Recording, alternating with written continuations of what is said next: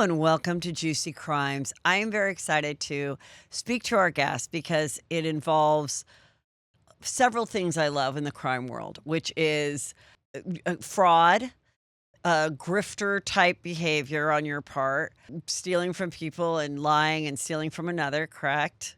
Yeah.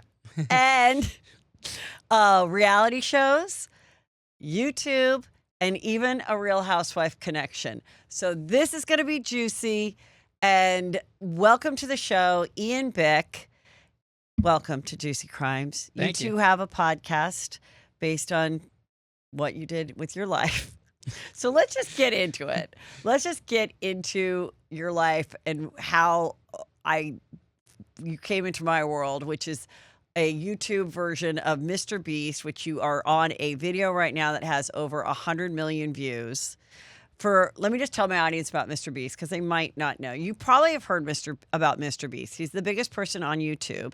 And if you're like me and you have young men in your life, they've been watching and enjoying his work for years. And it's really genius what he's done. He basically built his own TV network studio through his success on YouTube. And he set up what could have been, I think, on an entire series like a Big Brother.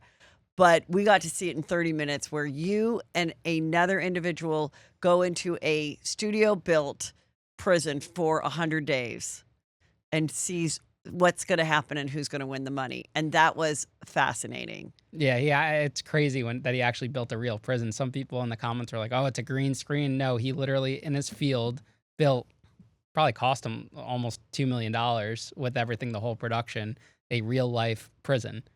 With the prison toilet, everything you would see in a prison, he had there, down to the uniform, down to the food, everything. It was so realistic.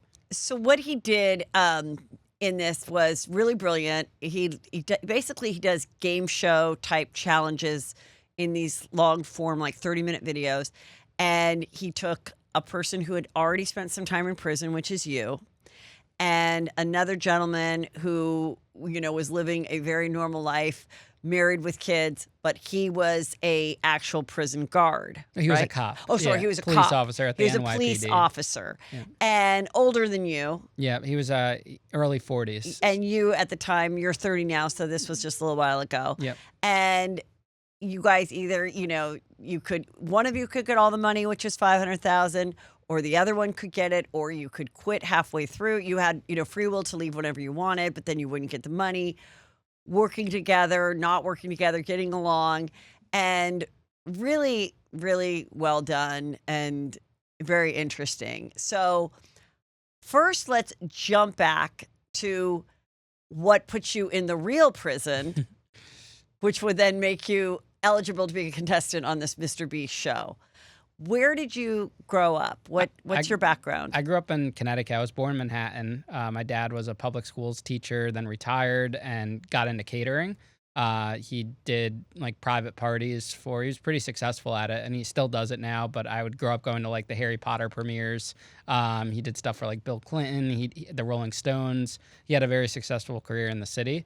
And then my mom was a stay-at-home mom with me and my brother, who's 4 years younger.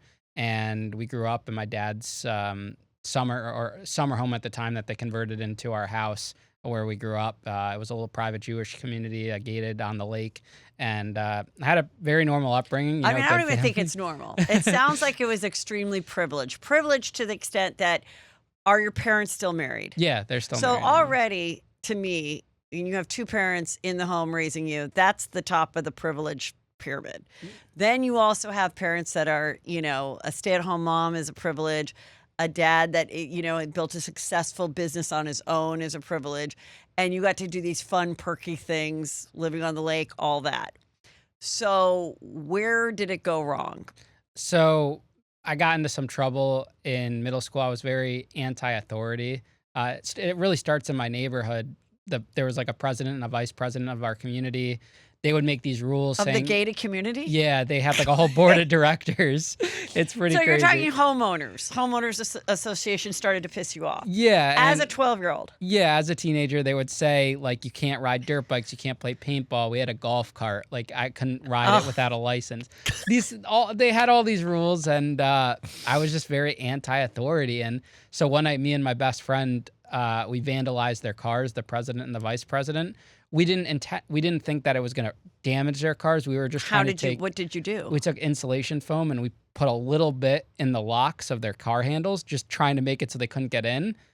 It dripped down the side of the cars and caused like $5,000 worth of damage. And we didn't realize it was going to do that. How did they find out it was you guys? They were calling me the black sheep of the community because it's like we were setting off fireworks, we were doing ding dong ditch, we were doing all of these things. So, And is this while your dad was currently still a public school teacher, or No. he had already started his company? yeah, he had retired when I was like 4 or 5. And already started this successful catering company. Yeah. For movies premieres and things. Everything, yeah. So that's what happened. We got caught, got sentenced to community service. What was your mom doing at this point? Was she just horrified, or was she like, oh, it's just a blip in his childhood? Everything my mom did, everything I did that got in trouble always horrified my mom, and really upset her. I think the person that suffered through the most throughout everything was definitely my mom and my mom's side of the family, because they grew up so differently. You have to go to college, not entrepreneurial, very, very different. And I think she always put a lot of blame on my dad for my issues, because she thinks I took a lot of what I did from my dad. Why does she think your dad was why does she think it was your dad's genes that caused you to be misbehaving? Because it's interesting when parents that both raise the kid want to like point to the other person's genes or their family, saying it's your fault that our kid is fucked up. I think he just always believed in like kind of you don't have to stay within the lines. Okay. You can color outside the lines. And that was very not how she was raised or how she envisioned me being raised. I think it definitely, the first big devastation for her was that I chose not to go to college by my junior year of high school, whereas that was kind of like always the plan for me to go to college. And that's How what was she your did. grades in school? So in middle school, they were atrocious. Barely got to high school. I was put on one of those lists where it's like kids to watch out for, like the naughty kids. Like these kids are troubled, which upset me. So I did the opposite and did really well my freshman year of high school, because by the time freshman year came along, I wanted to be in the FBI. That was my grand plan. And I knew you had to get into a good school and get good grades. So by sophomore year, I was in the top 10 of my class. Okay, so now me as the mom would feel like, how awesome. He's really turned it around.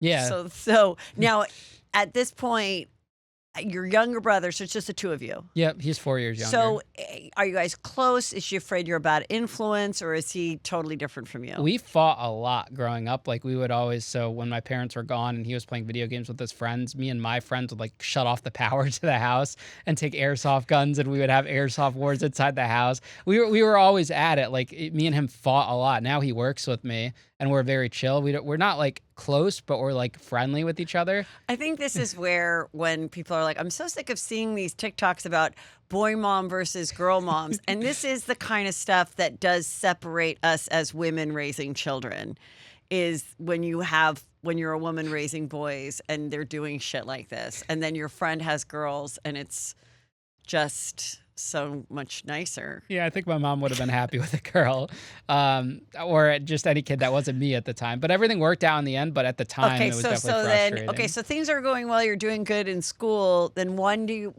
how do you decide junior year? I don't want to go this path of college and FBI and do something else. So that incident I was telling you about with the foam happened my freshman going into sophomore year of high school. I got sentenced to community service. Okay. And my community service, I chose to take, remember those like Live Strong bracelets? Yeah. I put Fight for the Homeless on them, ordered them online, and started selling them for the local homeless shelter. So that kind of kicked off, and then I became pretty popular in the school for running this organization. Yeah. I called it Fight for the Homeless. The local news did an article on it. We raised a couple $1,000s, and then I started wearing like a suit and tie to school, carrying a briefcase like I'm this director of this nonprofit. And that turns into me doing a school dance, because normally school dances are ran by the school. Yeah. I convinced the principal to let me do a dance that was outside the normally scheduled calendar year. Right. I do a dance. It's super successful. And As far as making money, like people buying tickets to go. exactly, Yeah, and there's that's a little when profit. it Yeah. clicked in my mind. Well, kids want dances to go to, but they don't want like chaperones saying you have to dance 6 feet apart, or they want to be able to pregame and drink Yeah. to the dance, and they want unedited music where it's not like blurred out. So I said I'm gonna start doing house parties. So I did 300 or 400 people house parties at my parents' house. I would always lie and say 30 people are showing up, and 300 would show up, and eventually it got to the point where they were like, all Is right, this still in the gated community? yeah, 300 kids are coming? yeah. So it what because And it's are you making the money off the US $10 to come in or 20? no, this was all free. This was just building my popularity. We would sometimes sell $5 solo cups on the Right, patio. you gotta spend the money to make the money, right? I was Yeah. just saying this. You gotta put, just like MrBeast, you gotta put all your money in it. And even when my parents started their business, they were realtors, and my dad said, the first year we made so little, and all that money went into marketing for the next year. Yeah, so I was you're doing building a that. brand. I called myself "This is where it's at" because this is where the parties are going to be at for the night. Eventually, my parents got fed up with me Now, saying are you there's going to getting be. girls? Are you like, is this also resulting in like chicks liking you, or what's happening? No, I was a very like chubby, nerdy, like I was very shy around women. I was Okay. very introverted. I still am introverted in a lot of ways, but I'm also extroverted because of the job I have now. Okay. But I liked being the behind the scenes guy. Like I was Okay. out front, but I was behind the scenes. So when I eventually owned my own nightclub, I loved the buildup of planning and executing, but hating the nights of the actual event. I never really enjoyed them. I was always thinking about the next Now, was event. their house ever damaged with these big parties? No, they were mostly for the most part outside. We would get like a big party tent because Okay. I did like the after prom party, and I was in the musical theater all 4 years. So we'd do the cast party every year, and we'd get a big tent, put in the yard, porta potties, a dance floor, a DJ, So everything. right now at this point, as the mom, I'm thinking this is great, right? This isn't terrible what you're doing, right? This is all good still. No, my high school years were good, and Okay. and then I turned that into a successful business where I rented a local nightclub, and I would do teen parties, Right. and Under that's how I 21 converted it parties. into money. Yeah. Yeah. I was under 18. We got kids from all over, and I would make like 10 grand profit a night once a month. So then when you say, hey, I'm not going to apply to college and go because I really like this, then was that still devastating, or were there like, had some confidence in you just being an entrepreneur? So what happened was junior year, they said, why don't you go to Johnson, Wales? Because I was interested in hospitality. For the weekend, they paid for me to go to the Florida campus in Miami to do like one of those see if you like it things. Oh, okay. I spent the weekend there, and they brought us to the Fontainebleau Yes, hotel. in Miami. And Lovely. they said, this is where you can get an internship. And the interns they introduced to us were making minimum wage polishing silverware after a 4-year degree. And they said that they wouldn't even get into your specific field till after the first 2 years of college out of the 4-year plan.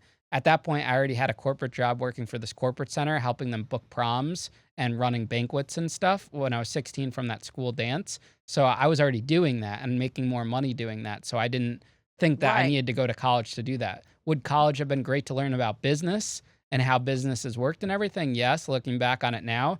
But for the field I wanted to go in, the actual event planning, I felt at the time that I had already mastered that and I didn't need to go to college. So that was where the decision came in. And I think they were okay with it because they saw my business was successful. I was very successful in high school. I made great money. It was a great business. Where I went wrong was when I tried to scale it, leaving high school and Okay, started taking money. Let's hear how it started to go wrong. So I move on from these club events, Mm-hmm. and I figured the next step from doing club events was concerts.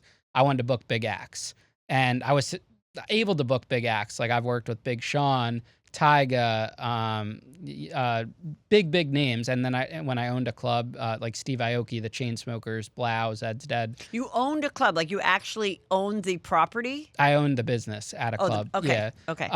But at first I started doing colleges. This is where the federal case came in because I was doing concerts at college campuses in Connecticut, Rhode Island, and On Massachusetts. the actual campus, not at the Yeah, frat house. Yeah, Okay. I would rent like the arena out, like University of Rhode Island. We rented the Ryan Center out. Okay. So I was borrowing money from friends and family as like investments to fund these concerts. Okay. And simultaneously, I had like this electronics business where we had this connection that was going to get us Beats by Dre, which turned out to be fake.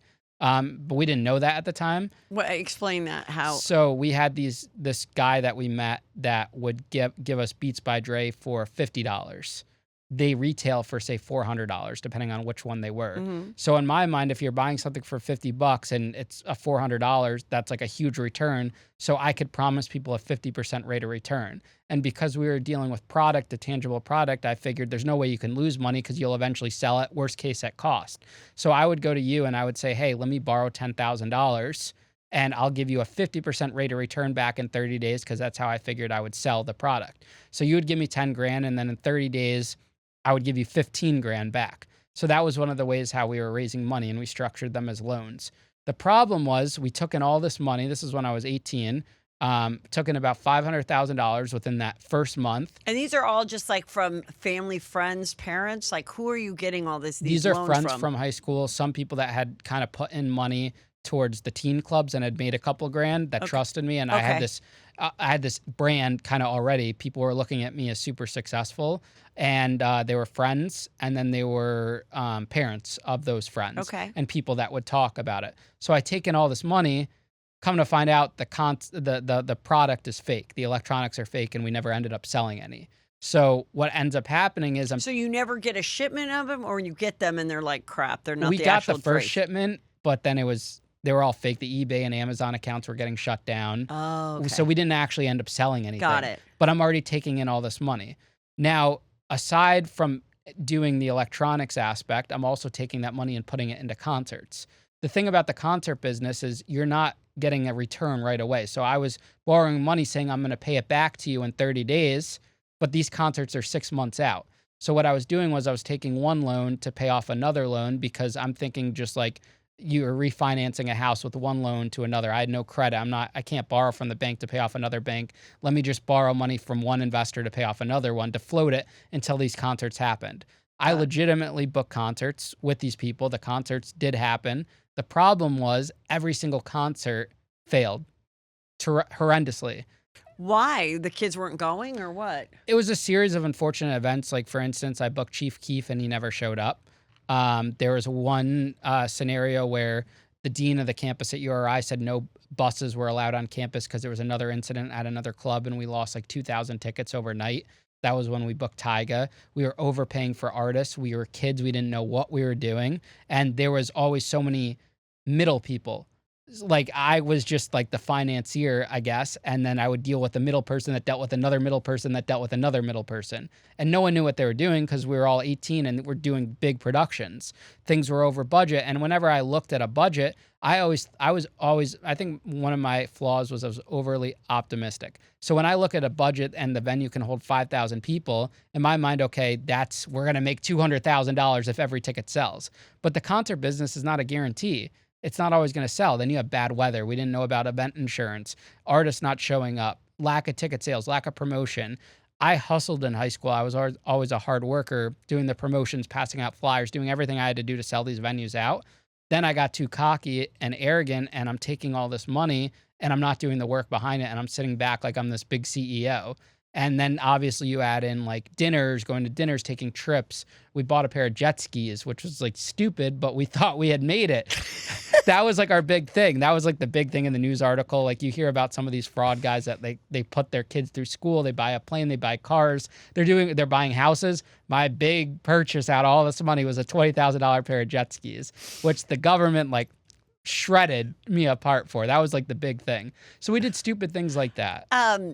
How do you feel about the guy that did the fire festival? I hate him. And the reason why I'm angry with him is because he acted like, so when I started my podcast and stuff, I reached out to him and I was like, hey, this would be like a great episode to do.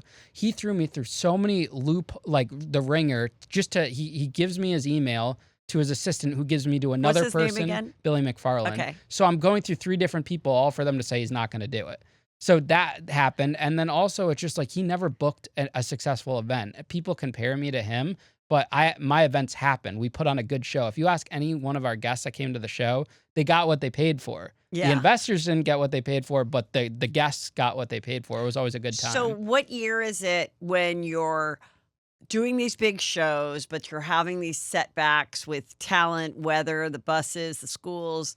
Like, what year are you now maybe starting to panic because you're borrowing this money and the money's not coming, or what happens? So most of these fraud things are happen over years and years. This was a 6-month period from the time I turned 18 in May of 2013 to December 2013. Everything fell apart. And with the interest, I was like $1.2 million in debt. But half of the money is fugazi. Like it's someone is investing At 10 this time, are grand. you just thinking it's going to work out, or are you starting to like literally lose sleep and stress out, and you're like, it's procrastination, it's lying, it's deceiving. Like, how do you deal with that on a daily basis? Do you feel like it's going to crash, or you didn't feel like it was going to crash? In the beginning, I was so confident in these concerts, but then the first one fails, and then it's okay. Well, there's going to be this one here, and then you keep pushing it off, and you keep telling lies, banking on this one concert, but it was realistically never gonna, even if that concert was fully sold out, it still wouldn't fix everything because there gets to a certain point where you have more debt than what the concert could actually bring in. Now, what about the like your event staff, the person that's coming and bringing security, just helping the people that would be on your payroll? Are you able to pay them their salary for the event? Well, we didn't have everything was vendors, Oh, so but you didn't have like a big payroll thing. it was just me. I never had Oh, employees. okay, When I okay. owned the club, that would be different. Okay. But that's later in the story. But now when I'm just doing these events, when I was 18, there was all subcontractors. They always got paid because that's what you're using the investor money for. So Okay. the investor money legitimately went. It wasn't like I took money from you and then it got spent on everything else. The issue at hand was I was saying it was going to electronics and it was going into concerts, or there was some misspending. But out of all like the $500,000 that was brought in, I would say probably 100 grand was misspent, and 400,000 went into legitimate investments that made that all lost money. The problem was the lying behind it, and I kept stalling, and I was saying, "Hey, your money's coming," and this and that, and I felt bad. I didn't intentionally set out to steal from anyone. It was literally just an So accident. when did it all come crashing down? So January 2014, my friends or people that invested, some say you're an 18-year-old kid, you give me 2 grand, you kept rolling it over, and you think you're owed 20 grand. They're like, "Where's the money? Like, this is everything." They think it's $1 million, Yeah. So they go to the local police station. I got a lawyer, go to the local police station. They're just kind of fishing around. They think I'm a drug dealer. They think I spent all the money at Universal Studios. Like, they're just fishing. Why Universal Studios? Because we had taken one trip with some of the investors to Universal to California. And then also, at the time I had owned my first nightclub, it was like this thing called Sky Bar at the club I used to promote at. They had a front room that I took over. Okay. And so they think I own the building. They think all of these things. Okay. This is before they get bank records and stuff. That's when the investigation starts. Uh-huh. Somewhere along the line, by the time I turned 19, it gets kicked up to the federal level. I get called to the Department of Banking. I meet with them without an attorney present, sit with them for 5 hours, tell them everything, put the whole case together, the documents, because I didn't feel like I did anything intentionally wrong. I'm trying to clear it up. I'm like, yeah, I owe the money. I lied. I'm just trying to figure this out. I was in over my head. So when you go to the bank without any attorney, are you telling your dad that you're like in a pickle? Or are you just still just acting like everything's fine? So my dad at that point, because I had went with my lawyer before, like when we went with the police station, he knew about the whole situation, but the lawyer kept saying, "Everything's good, don't worry." And the lawyer was a friend of ours who said everything was free and then sent me a bill for 15 grand. And that's why I didn't have a lawyer to go to the Department of Banking. This guy set me up to dry. And I'm just a kid. So I went by myself, didn't tell my parents, sit with the Department of Banking for like 5 hours. At the end of the meeting, these guys are waiting for me, and they turn out to be postal inspectors. I didn't know we had postal inspectors. That's when they hand me a target letter from the FBI saying they're investigating for mail fraud, wire fraud, a bunch of other things. And that's when the federal investigation officially began. And that's when I got an actual criminal defense attorney to help me throughout the whole case. And that's when I told my parents like what was going on, that I was being investigated. And what was their reaction? My mom was devastated. I mean, she's the one that had to pay for the attorney for us, like for the retainer, and it definitely caused a lot of friction. And I was so stressed at the time. It was to be that young and to have like the whole And weight. now, where were you living? Did you have like a swanky apartment? or No, what? never. I was just lived with my parents. Even when I owned the club later Oh, really? on, I moved out of my parents' house for like 2 months to live above the club. But yeah, I lived with my parents. I wasn't living a lavish lifestyle at Okay. all. We had spent, at one point, we went on a trip with some of the investors that were kids, and I spent like $5,000 one day on like Gucci clothes and stuff. And I was like, this isn't me. I don't like these outfits. I had a business partner that was into like the preppy stuff Yeah. who ended up not getting charged and he testified against me. He got all those clothes and stuff. I was never into that. I don't wear designer clothes, you know? Yeah. Anything nice I have now is like gifts from guests or anything like that. It never interested me. When did you start getting the tats? The Because tats that's not a very good Jewish boy thing to do, Yeah, correct? the tats I've gotten since I got my first one at 16, and then Okay. throughout like the case and everything I had most of my tats before prison, and then some from like this arm or after prison. But most of my tattoos were just like kind of, I guess, my coping mechanism and stuff because I was never addicted to drugs or anything. Never really drank. Do you think tattooing is a bit of addiction? Oh, it's definitely an addiction. Now I haven't gotten a tattoo in like 2 years. Yeah. Well, actually, I've gotten one related to like content. I got McLovin and a portrait of McLovin because they called me McLovin in prison, you know, from Superbad. Oh, yeah. Yeah, they said I look like McLovin. So I've gotten those recently. Those are my only tattoos recently. But Okay, so then it's out on the open. You've got the attorney working on it. Is the attorney telling you, like, we're going to get you out of this? Or is he like, we're going to have to do a plea deal? Like, how did you end up being sentenced? What happened? I tell the attorney the whole story, and he believes me that I didn't intentionally defraud anyone. People got defrauded, but it wasn't intentional. We were trying to, our whole point why we went to trial was that I didn't set out with bad intentions, and we just want to like clear this up. I would have pled guilty, but they were so set on giving me prison time. They offered me like some outrageous plea deal. The government. The government. All they cared for was prison time. They didn't care. Like I could have pled guilty. They never would have had to spend money on going to trial or anything. Could have pled guilty and then got maybe house arrest and mandatory paying the money back. That's it. I would have pled guilty to that. Yeah. Instead, they wanted prison time. So they indicted me, like the whole raid at my house at 5 a.m. with the FBI, the IRS. So your mom's like sleeping in it's like a boom, boom, boom. Oh, she was right there. She gets the door open. They're like, step back, man, step back. They're rude. Just like, it was devastating. And then they indict me. This is all in the gated community. Yeah, cars. Oh, you know, like how did the head of the homeowners feel about that? You know those They were community like, groups like next door or whatever? They're all like, what's going on at the, why is there all these cars? Because the FBI, they make a big presence. There's like 30 cars lined up, tactical vests. Like you would have thought I was a terrorist. Yeah. The way they treated this. And then they set up the press. The articles were already coming out that I was arrested before they even slapped the handcuffs on me. Yeah. That's what they do. They tip it all off. You have no chance to defend yourself, and you're guilty before you ever even go to trial. Right. That's it's just the way it the is. perp walk coming out of the Exactly. house. That's a very hard. So my sister's a criminal defense attorney, and she always says that's why it's harder to be a defense attorney than prosecutor, because people always remember that first image that they see, which is the person being arrested, you know, in the suit, handcuffs, all of that. Yeah. It's pretty interesting. Yeah. What they do. I mean, they had me in cowboy boots from like the musical theater days that were in my closet because they said I needed no shoes with laces. So I had cowboy boots on, a little vest. My hair was a mess. My mugshot's terrible. And then, I went to Wait, so are you walking out of like cowboy boots and shorts? I think or I had baggy jeans on. I don't know. It was a mess. They didn't even let me brush my teeth. It was not pleasant. They took my phone. I gave them my password like an idiot. I was just like in the moment. I gave them my password To your phone and everything. to everything, and I thought that they were going to let me turn myself in. Like a lot of these people, you could turn themselves in because like my lawyer was in talks with the U.S. attorney. They were just not happy, and also simultaneously, I had managed to open up the club like that I used to promote at that went out of business, and I started this whole new business that was completely legal. Everything was legitimate, booking concerts. So while my whole case is going on, I'm running a nightclub. So that's why the headlines were so juicy.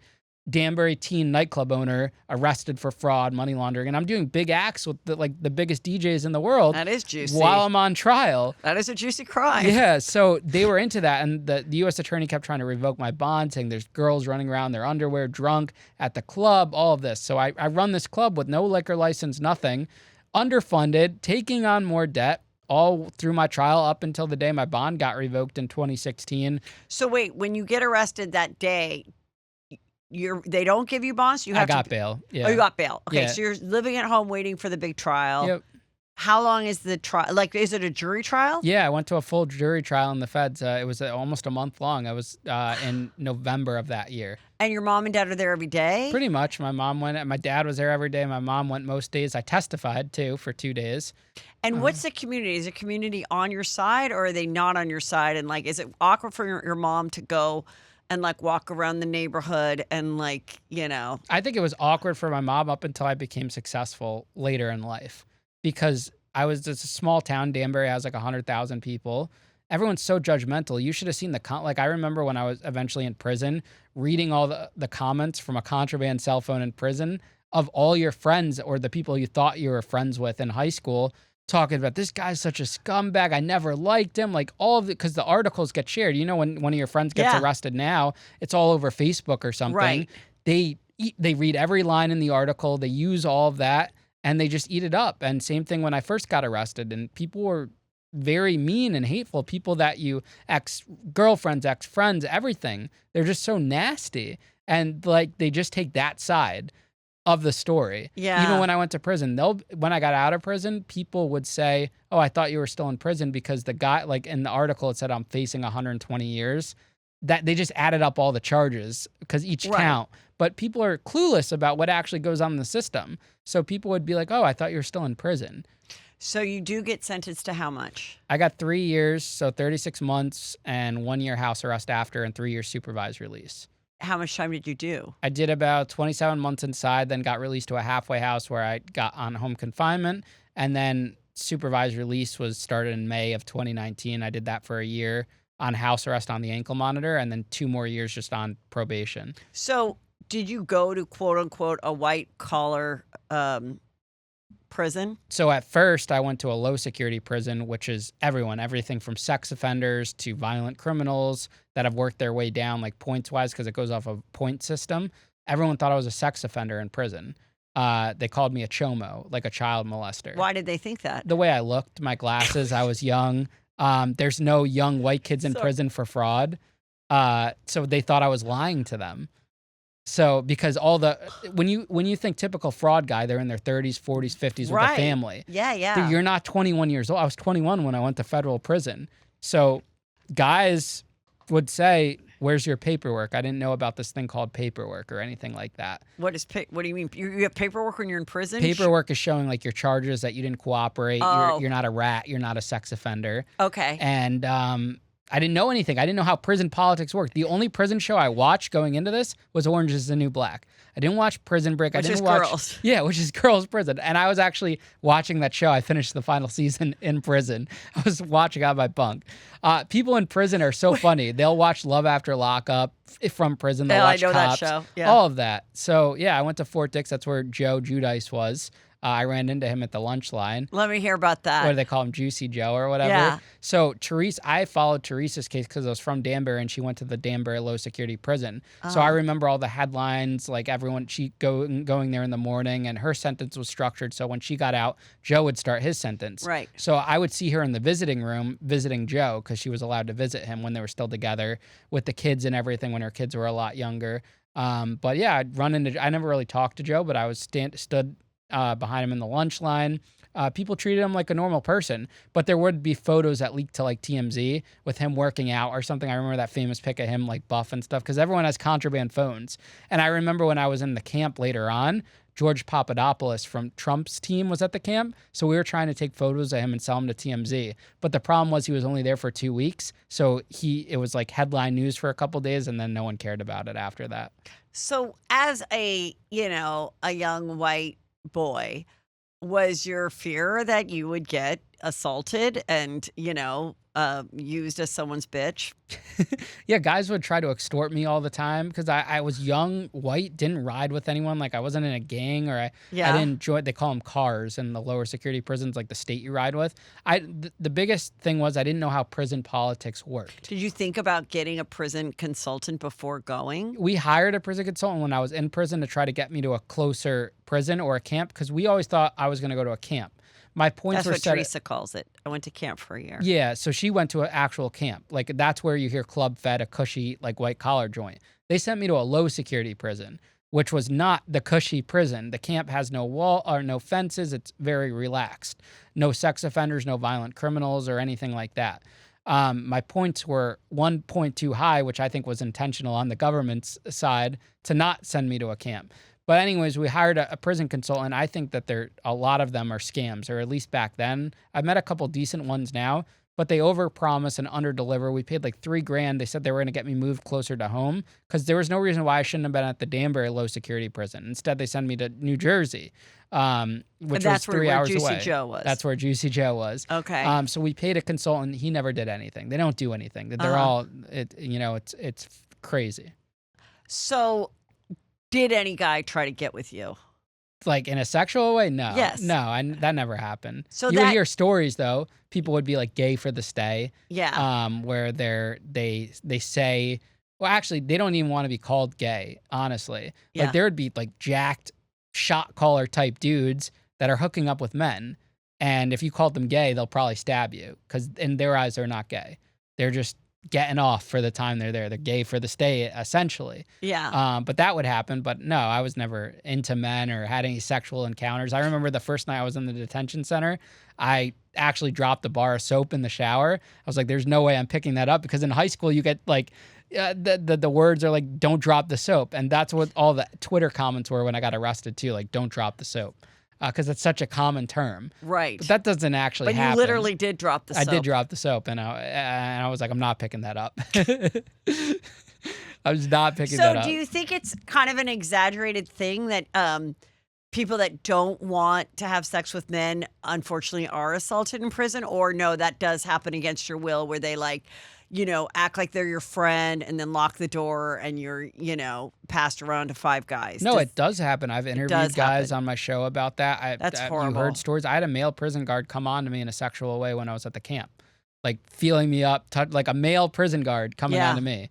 And what do you say or do? You can't really do anything in that situation because it's their word against, yours, and you're always going to lose. There's no cameras. And so do you just act nice but not interested? Or like what do you do so it doesn't escalate where they just take advantage of you or when you don't want it? Well, in that situation, I ended up reporting him. Okay. Like after a couple times of him like feeling my elbow or my butt or my arms or trying to corner me in the walk-in. But you hear about girls, female inmates getting assaulted by male officers all the time. Yeah. That happens, and they say it's consensual, but there's no consent when you're an inmate. Right. And there's male inmates that hook up with female officers all the time too. Right. That's a little bit more, they're not getting like rape, but that's like that juicy story about the female prisoner that was kind of female guard that was hooking up with both of them or something. It's so crazy. And the 2 of them got escaped. I forgot. Oh yeah, Escape at Dana Moore. That was a great Netflix documentary. Yes, with I just Patricia watched that. Arquette. Yeah. Yeah, that was crazy because she wasn't even that attractive at all. Well, I mean, that's the thing. I'm like, I just think, these guys are charmers. Mm-hmm. And all of a sudden you're, a middle-aged woman. And what was crazy is that she had done that job for so long. And then it just happened one day. Like that was it. She just fell for it, fell in love with the guy, helped him get out, ruined her life, died. I think it's very circumstantial too, because you have the woman, she had a terrible home life. Right. So I think it also goes into that too. And they're not looking past the bigger picture. When you have these guys where where they are, they're not cheating on you, they're stuck there. They could be attractive. They have that bad boy type image. Mm-hmm. And, you're not getting laid by your husband at home or he's miserable or a deadbeat or whatever. You're going to be attracted to these guys in some way, Yeah, I've talked a lot about this on the show of like the fascination, but to me it's not that fascinating. It's obvious, just like you said, why women fall in love, why I did fall in love after lockup in the beginning of that series, why they, and I've said it, it's like because I know where he is all the time. He's always happy to hear from me. He never tells me like, stop yapping. This was one call. He'd like to hear from you. Thrilled to see you every Sunday, and it has all the time in the world to write you beautiful letters and tell you that you're all they're thinking about. But then oftentimes these guys are also doing that with other women. Yeah. Oh, it's a hustle. Like they'll go on, this app was like Plenty of Fish, which was popular, POF. they'll hustle women. These women know they're in prison. So the prisoners can go on regular apps. It's not just a prison app. No, it was contraband phones. I know there's tablets and stuff now. I didn't experience any of that at the time, but we had cell phones. You'd buy them for a couple of grand on the prison market. So somebody's like, I can get you a phone. Exactly. And you're able to hide it and no guards see it, or they see it and they don't care? A mixture of both. Either you're hiding it, or guards will see it and take it, or guards would see it and they won't. And you lose good time and stuff. Fortunately, that never happened to me.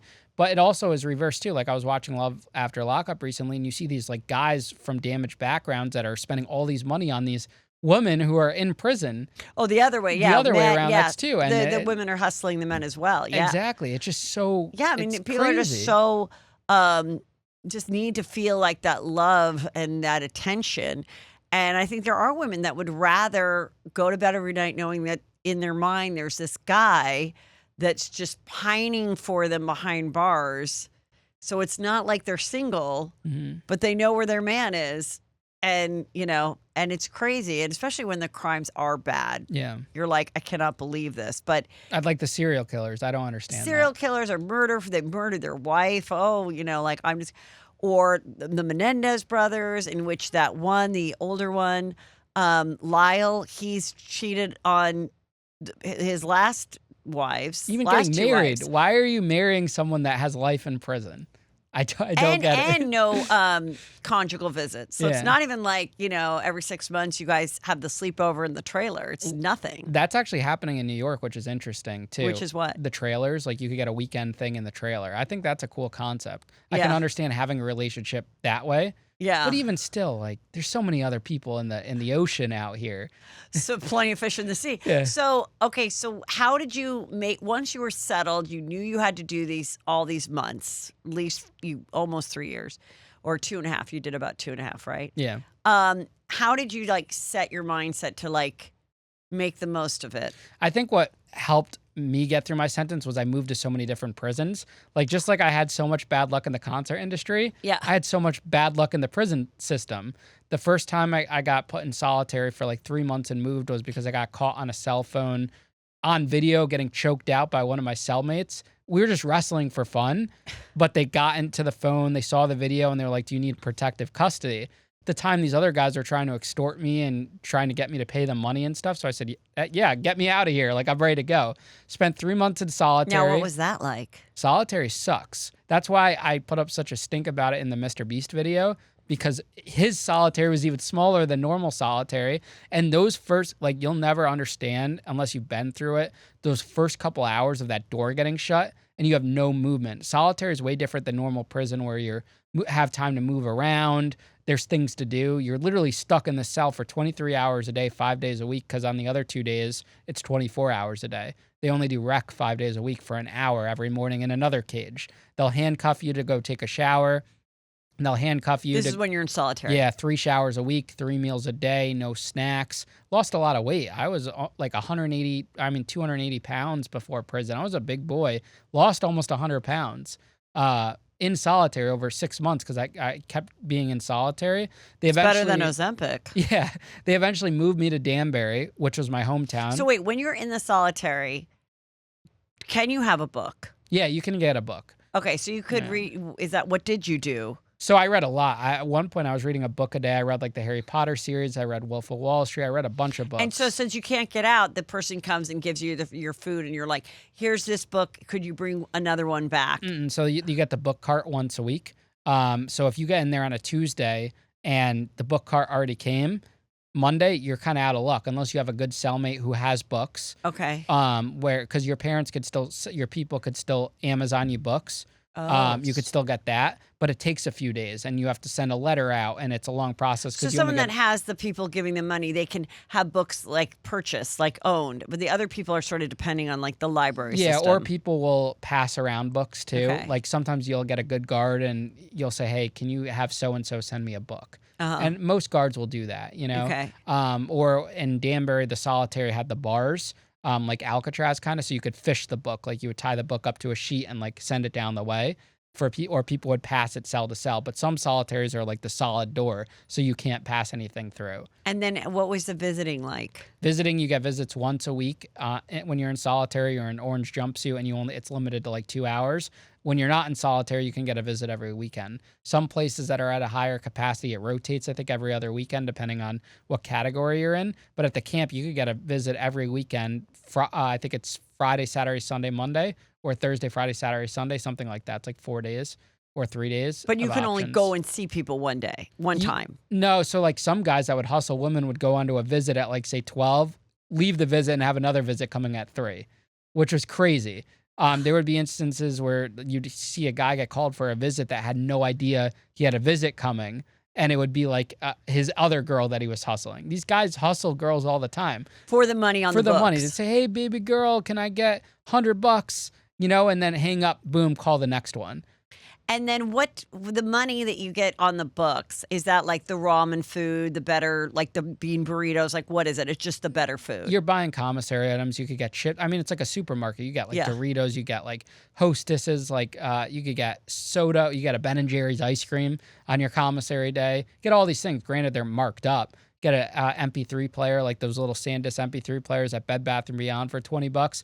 They're charging $120 for. Get a radio, you get shoes, you get sneakers, you get clothes, you get everything like that. So somebody like you that, you know, they're assuming you come from a family that could give you money, then how do they like threaten you so that you give some of your commissary money to them? I mean, they'll just do it in force. Like I had guys pull up on me, yank me in the bathroom, slap like the glasses off my face, hoist me up against the wall and say, "Hey, you're going to pay us this money. This is what happened at the low."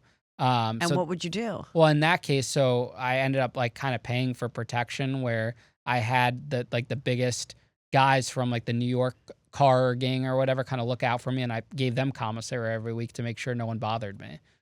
And would you tell your parents, like, I need this extra money so that I have like security? I didn't really say that, but my dad kind of knew what was going on. My dad really he held me down. Like my mom has no idea how much my dad was the one that sent all the money. How much do you think your parents were sending you per month? I mean, there would be some months I'd get like $800 or $1,000 for my dad, especially when I bought a cell phone. He would send me like a couple grand. So you could get the cell phone. Yeah, so I could get. He knew I was buying cell phones. How do you charge it? So there's no iPhones because you need the battery to come out, because you always want to keep the battery separate from the phone. So if the battery gets caught, you still have the phone. Yeah. And you just buy a new battery. So guys would like take the fluorescent lights and have like the inmates from the electrical crew come and hook up the lights so you could charge the battery in the fluorescent light or in the ceiling fans, or the little MP3 player they would convert to a portal type thing. You'd plug the battery in and leave it by the computers, because we had computers for email and stuff. And do you have a little thing in your room where you're like crossing out each day and like really keeping track of how much more you have? Not till the end. I mean, when you're counting down 3 years, it sounds like a lot. Yeah. Honestly, it felt the first 3 months were the hardest. And like doing the MrBeast video where that was 100 days, I was counting down every day. That felt like 3 years, you know? My 3 years in prison felt faster than the MrBeast video. So you get out when? I got out in 2019, January. And then what did you start working on? So my plan was I wanted to be the next Wolf of Wall Street, get my story rights published, use some of the money to pay off all my restitution, because I had my restitution was like $495,000, get a movie deal from that, open another nightclub, everything. None of that happened. I queried like 300 literary agents while I was in prison from a contraband phone.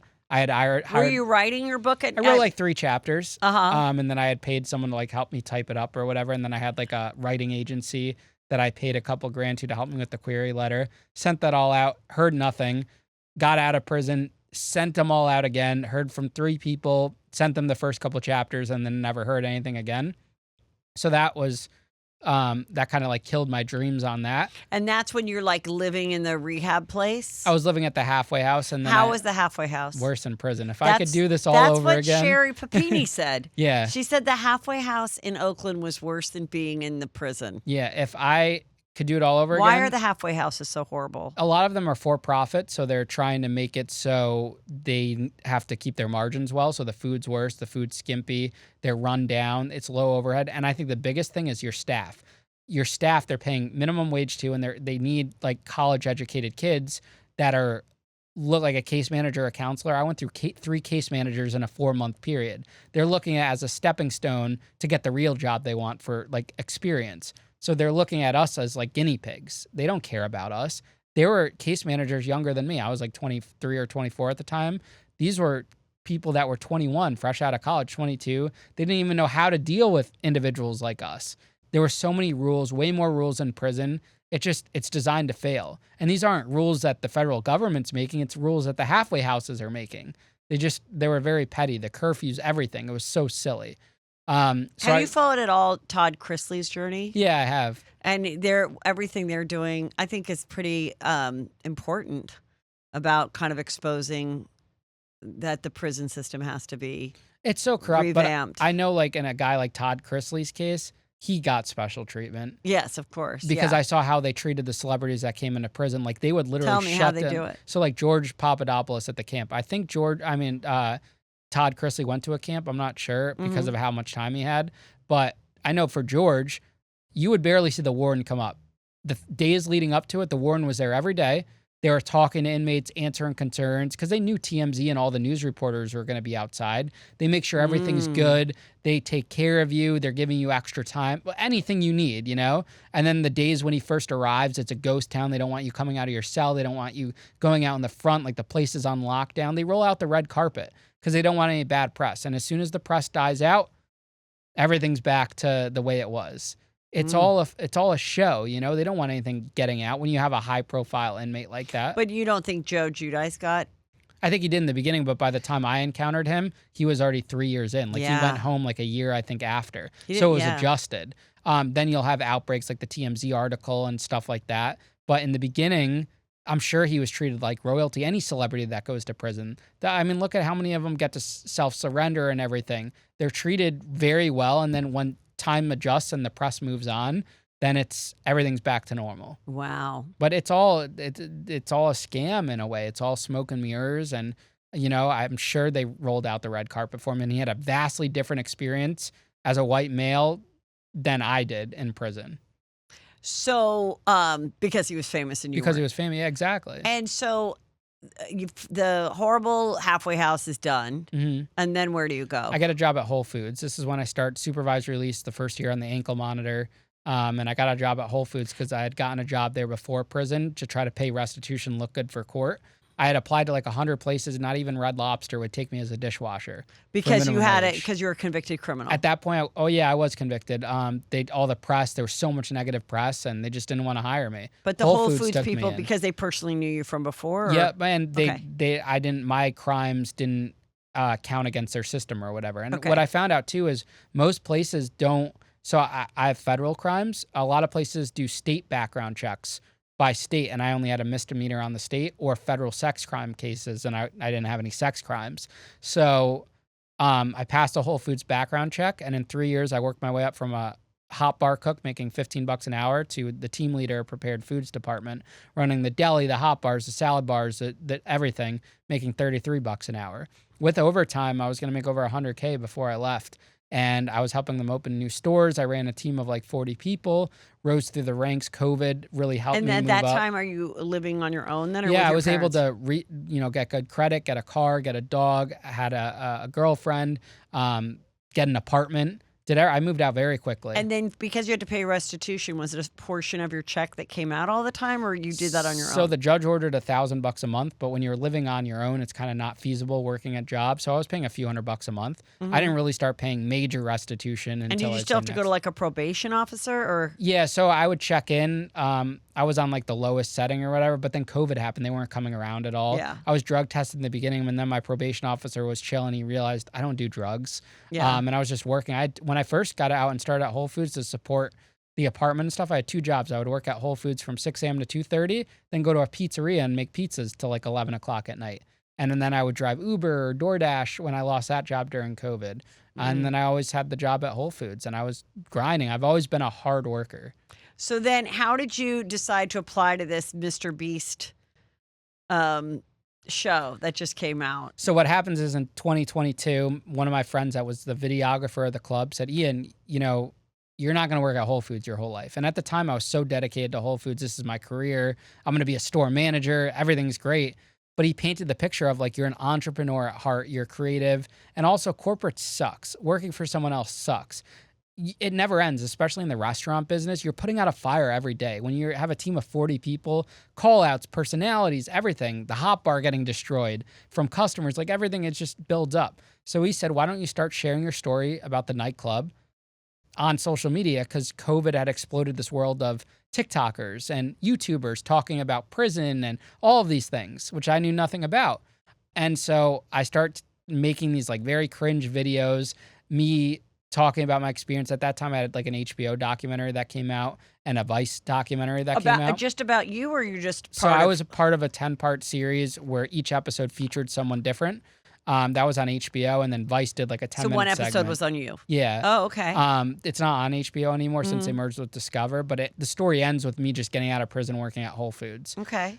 So I start telling stories about the nightclub, and then on my fifth post, the fifth day, because I was doing one a day, for the first time ever, because I was always so embarrassed to talk about prison. People think prison is this embarrassing thing that's a taboo topic that you're not supposed to talk about. And even at court, like defense attorneys will say, listen, the person's life's are ruined because they went to prison. It'll be hard to find a job or whatever. So for whatever reason, I decided to make this video about my time in solitary, and it goes viral on TikTok, like 2 or 3 million views. What was the gist of your solitary story? Just saying how I was in solitary for 6 months, lost all this weight, had to, share a bathroom with someone, do all these things in the cell. That goes viral, and ever since that day, I started posting on TikTok and every social media, posting shorts just about stories from prison. The one thing that the world thinks is the worst thing that could ever happen to you, I turned it into my biggest asset, sharing stories, and I didn't realize there was this world of prison YouTubers and prison TikTokers. That was a very kind of oversaturated market at the time.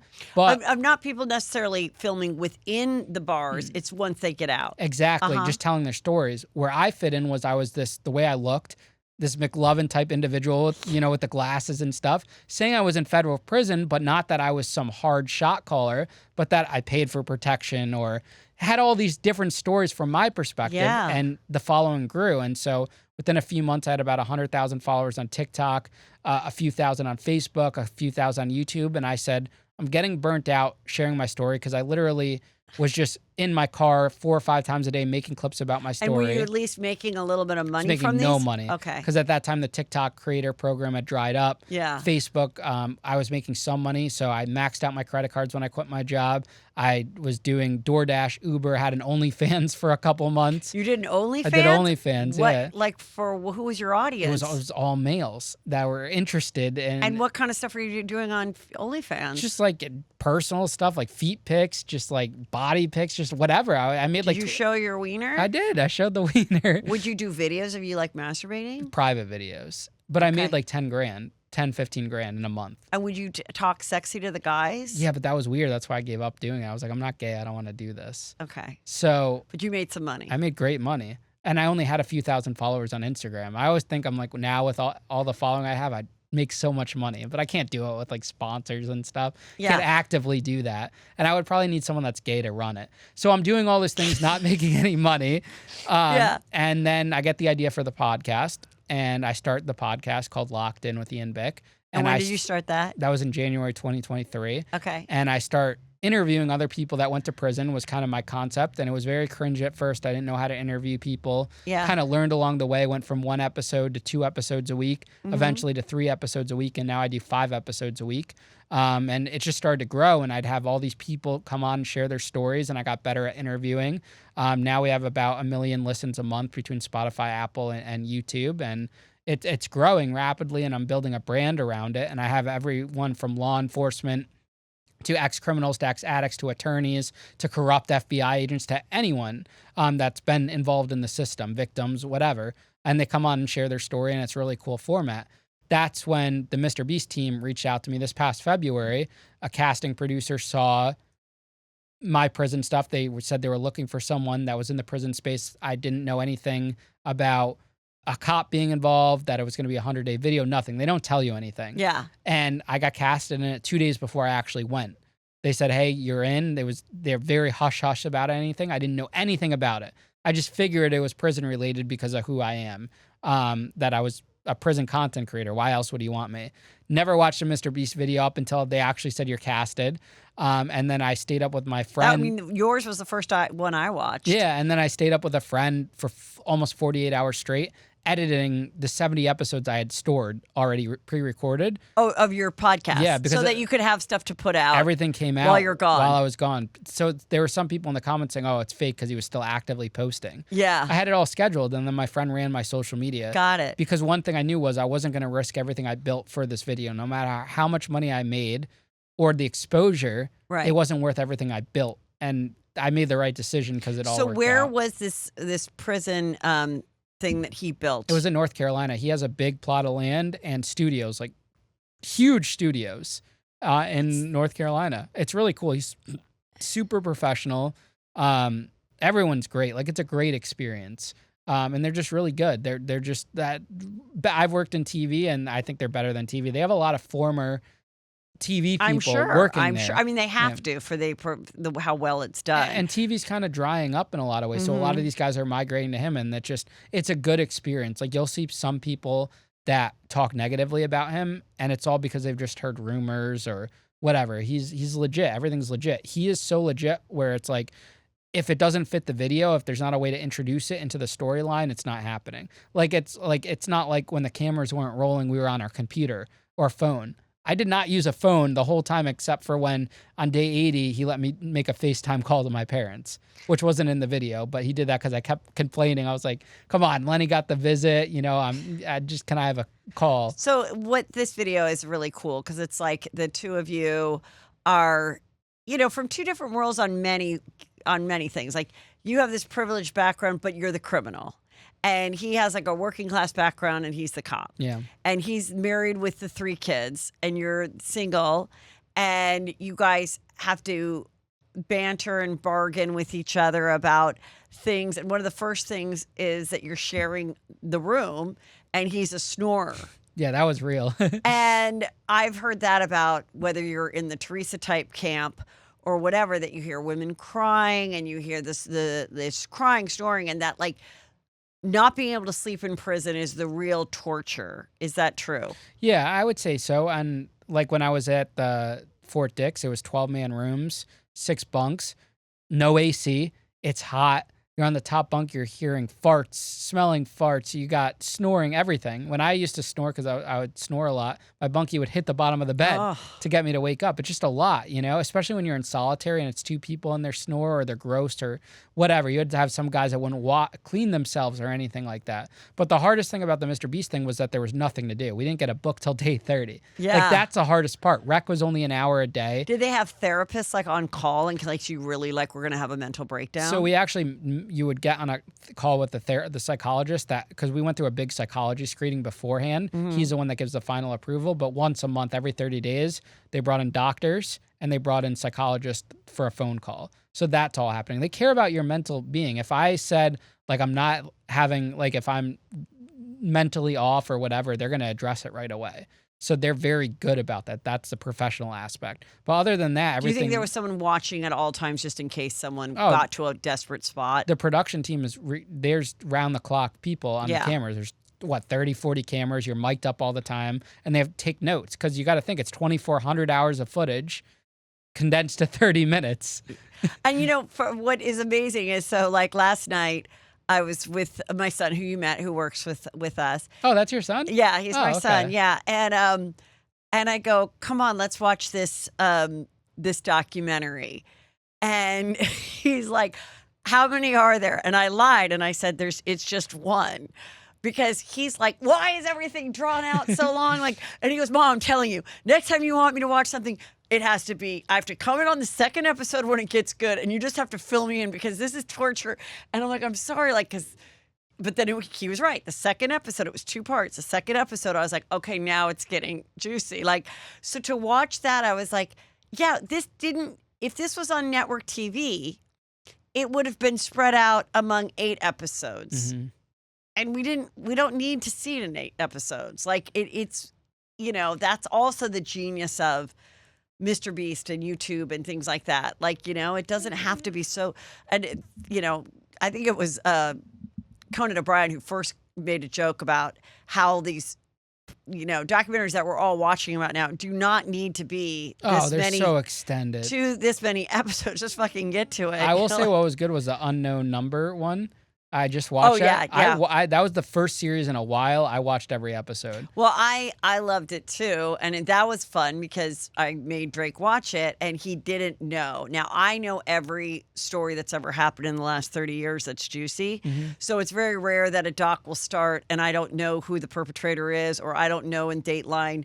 I know it's like I already know because I remember in 2008 when this story Oh, happened that because happened in 28? yeah, no, not Ah. that one, Oh, but I'm okay. saying lots of that one. That one happened in 2020. You gotta get her on the show. So that weird woman, Yeah. yeah, The no. fact that she did the Netflix documentary, I didn't think she would actually be the Well, I perpetrator. did an interview with Dr. Drew about it, and he said the most interesting thing. And he said, don't ever underestimate the power that television has, that people want to be on TV. Mm. They want, I mean, there's so much attention when you think about a reality star and why there are so many narcissistic people and housewives that end up behind bars is because they already have that personality. And now the fact that like you have someone following you around, me as someone that is a comedian that did TV and did sketch, anytime I've been put into like a reality show situation, whether I'm just a friend at a party and then the cameraman comes around, I'm like the codependent person, the person that's like not very selfish. I'm like, oh, well, this isn't I got to make something happen. Like this isn't interesting. I'm boring this guy that's got this big heavy camera on him. But to somebody else that's like, oh, for 5 years, I've just had someone follow me around and hang on my every breath. Yeah. And then if it goes away, I think those people get a little fucking weird. So like I can see why this world of reality TV and TikTok or whatever it is, why it's so attractive to a certain person who's mentally ill that requires that kind of attention. Yeah. No, it makes sense. So then you're doing the thing. And was there any moment, and I am going to spoil the video for you, so go watch it and then come back.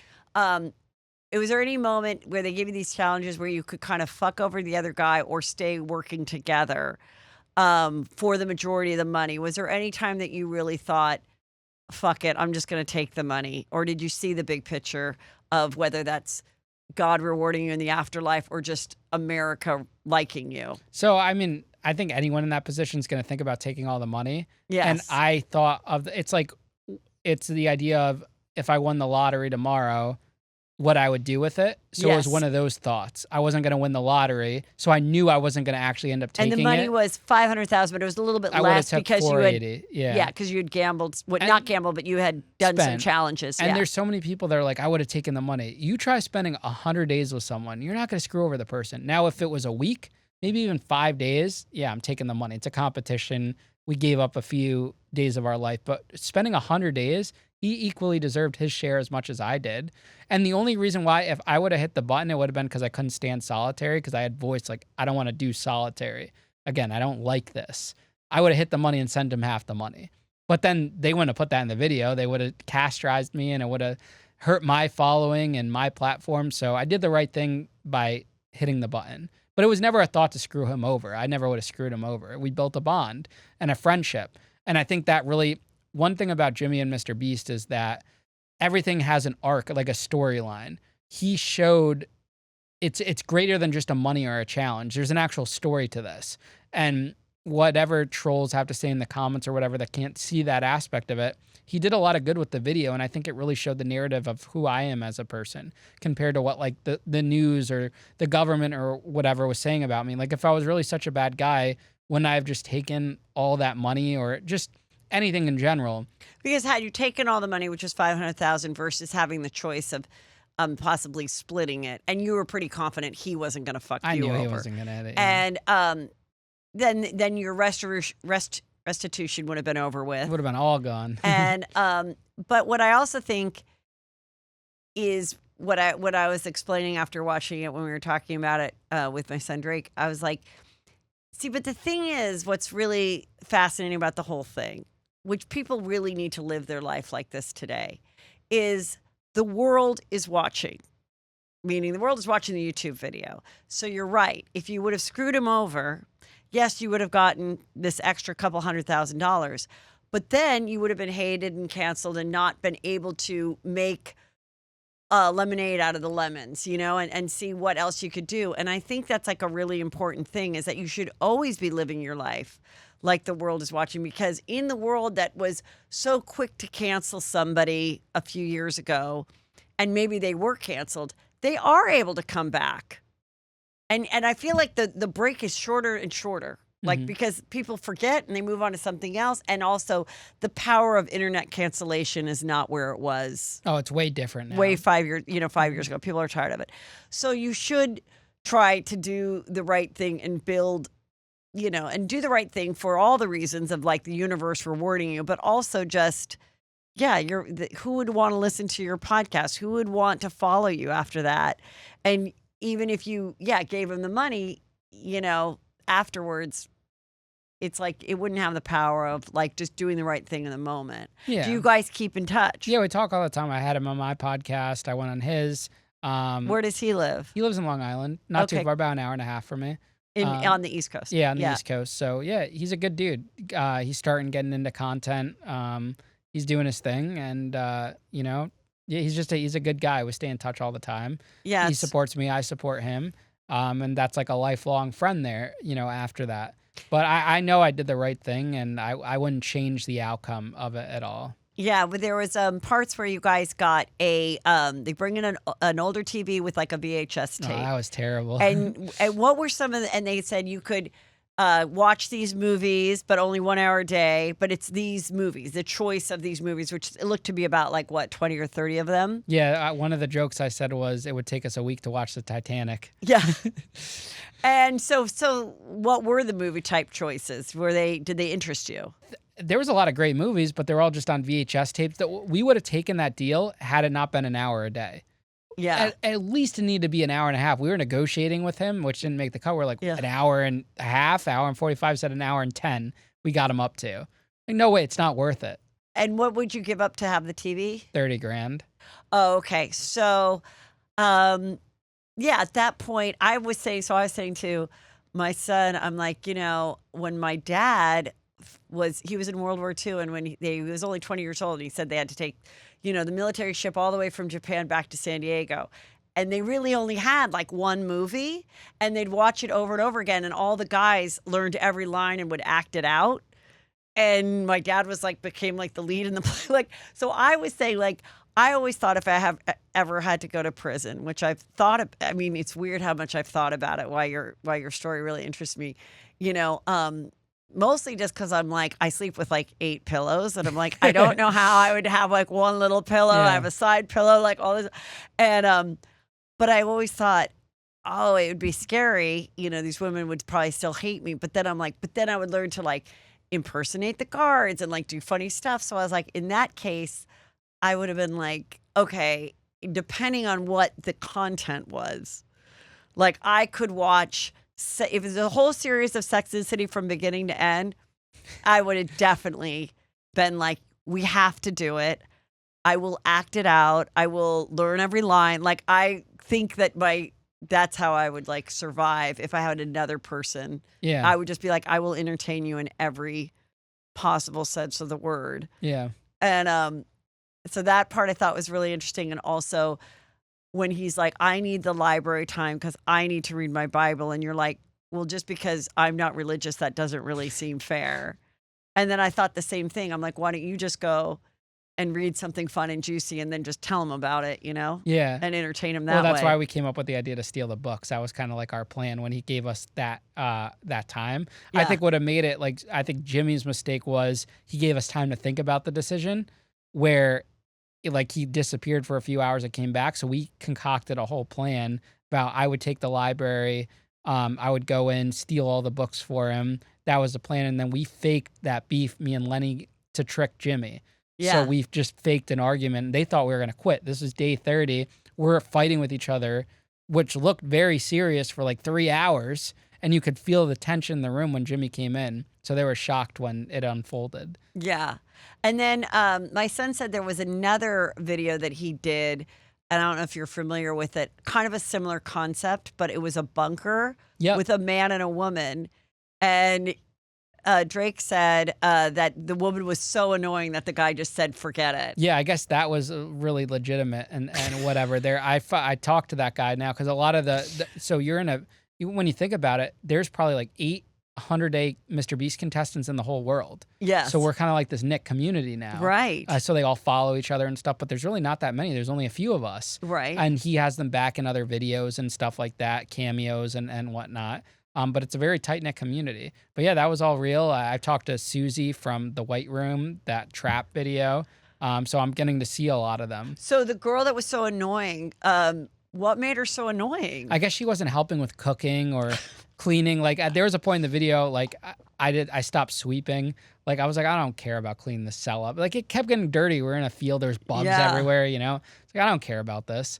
So I gave up on cleaning, but like we were in a situation where we had to cook or anything. To me, I felt like I was on vacation at one point, like a miserable vacation, but I was like, listen, I've been working for the last 5-6 years. I just want to do nothing, have no responsibility. Yeah, I wondered that too. I said, I have such a hard time falling asleep and staying asleep, especially in the last couple of years. And I'm like, I wonder if I really didn't have any responsibility. I didn't have to think about content, who was on my show the next day, what was going on with my kids, whatever. I was just in prison and I had to do a year. If there weren't people snoring and all that, I wonder if actually my sleep would be better. Yeah. I don't know.